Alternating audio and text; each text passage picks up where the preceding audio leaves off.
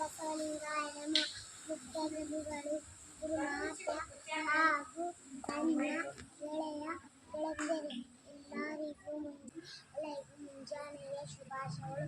August doctor ಮಾಂಡಪ್ಪನವರ ಹುಟ್ಟುಹಬ್ಬ.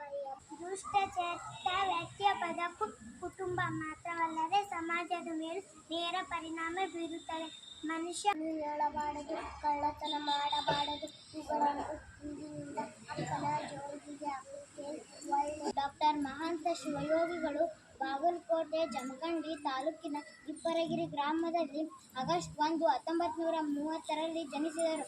ಅವರ 10ನೇ ವಯಸ್ಸಿಗೆ ವಿದ್ಯಾರ್ಥಿಗಳು ಮತ್ತು ಯುವಕರು ಗೆಳೆಯರು ಒತ್ತಡದಿಂದ ಕೆಟ್ಟ ಚಟಗಳಿಗೆ ಬಲಿಯಾಗದೆ ವಿದ್ಯಾಭ್ಯಾಸಗಳಲ್ಲಿ ಆಸಕ್ತಿ ವಹಿಸಿ ಸಮಾಜದಲ್ಲಿ ಜನರು ವ್ಯಸನಮುಕ್ತರಾದರೆ ನಮ್ಮ ದೇಶ ಅಭಿವೃದ್ಧಿಯತ್ತ ಸಾಗುತ್ತದೆ.